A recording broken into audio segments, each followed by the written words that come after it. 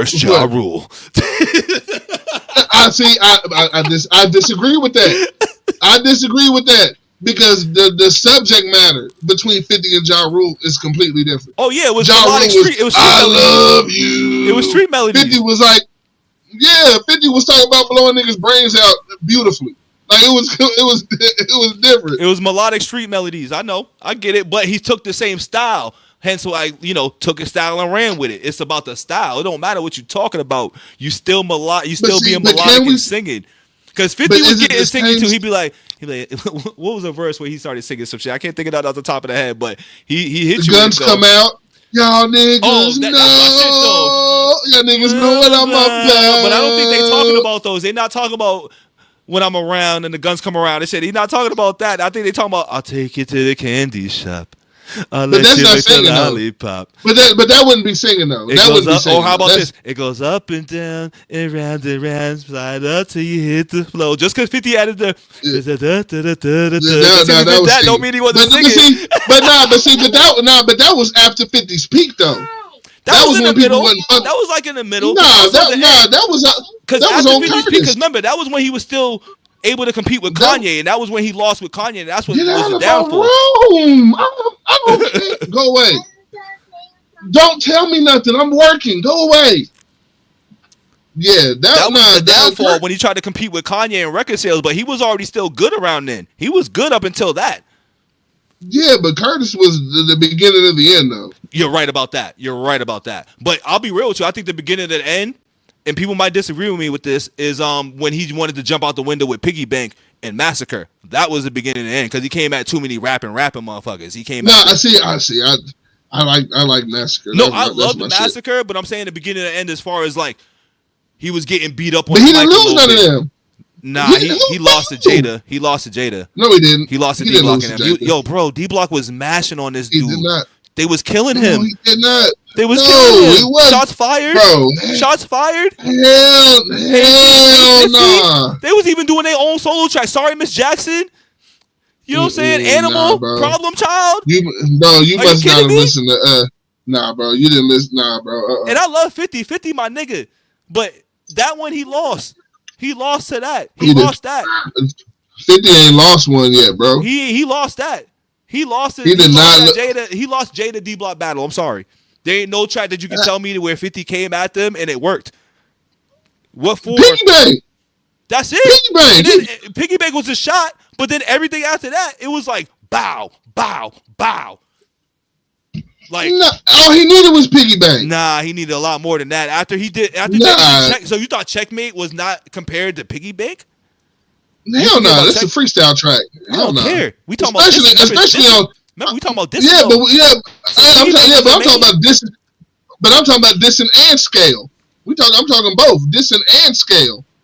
Piggy Bank is far above fucking. If you want to talk about the scale of things, sure, I'm agreeing with you there.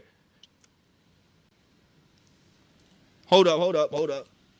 Yeah, it's a bigger. If you looking at it like a punch, nigga, one was a way bigger fist. But my thing is though, shit, when he did, 50 had the way bigger fist. When he did that though, it's like he shot at everything because he already knew he was doing that because of Ja. So we understand why the disc came. So he wasn't really as focused on them like that. So that's why I'm like, I can't say Piggy Bank was really better because after he did that, they dissed him and there wasn't anything that I feel like was close to Checkmate, Shots Fired, Hey 50, Sorry Miss Jackson, I forget fucking Animal. They took the Animal beat that 50 did and they missed him on that. They was double teaming him, bro. They was double teaming, triple teaming him. Pause. I Run New York. I like that too. The malls have ears, little nigga. I run New York. I know. I run New York. I wake up. I look at the ceiling. I'm alive. It's a beautiful feeling.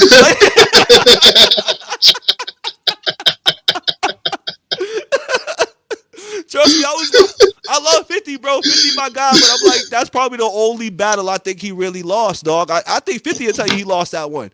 I think 50 will tell you he lost that battle. I don't think he lost that because they came with too bro. much. And I think also 50 knew, because 50's explained this too. He's also said that, like, that wasn't really rap beef for him. So I'm like, I get it. So he probably wasn't trying to go as hard, even though he was doing the whole exposing the record deals and the Diddy shit and all that with just the record deals, not like funny things with Diddy, but just the record deal shit. Yeah, he was doing the behind the scenes shit. Like, I'll open your budget, I'll close your budget. Yeah, type shit. You know what I'm saying? I'll shut Koch down, all that shit like that, because 50 had power. So 50 was using power moves, I feel like, against them more or less the mic. Because Mike, he wasn't fucking with But see, you know what? I think around that time, I mean, because that was his best tactic, only because that was when 50 was at his busiest. Yes. But the nigga was at his absolute busiest, so he probably couldn't invest his time into just battle. Like, I gotta knock these niggas out a different way. Yeah. And then he still had G-Unit sending shots too, though.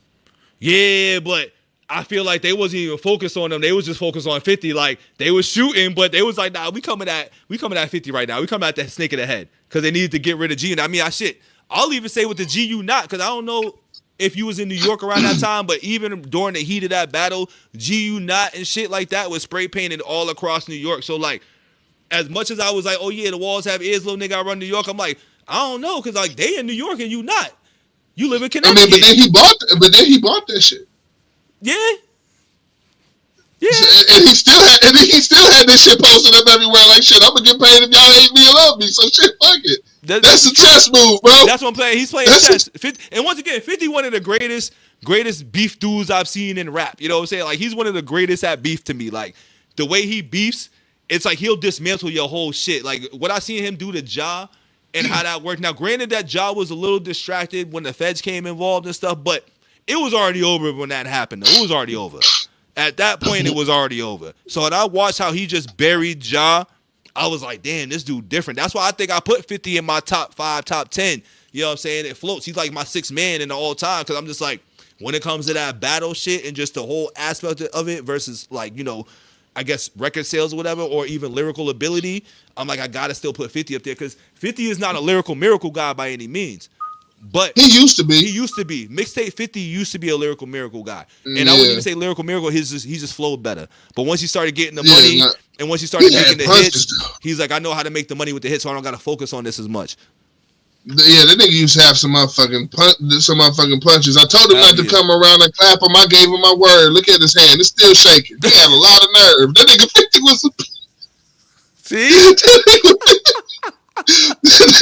50 was a beast, I be telling, and people be acting like Yayo's whack too. And I was having this conversation with Craig and Bino a couple weeks ago as well too. And I was like, yo, I bang with Yayo. Like, they say Yayo is the weakest link, and I'm like, well, if you're gonna compare him to Banks, yes, but if you want to put him and 50 head in head, I'm like, you can kind of argue it.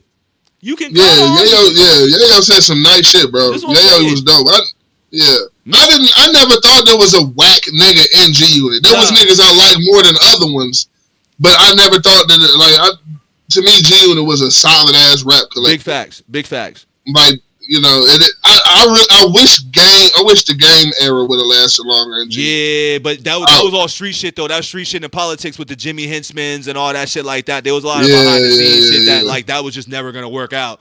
That was never gonna work out. There was too much secret agenda with that. And I'm mad too, because that kind of completed the group. Like, Game being in G-Unit completed the full circle of group, because then you have G-Unit, who's from New York, and then you had Game from the West Side, but their sound sounded so good. West Side Story, bro.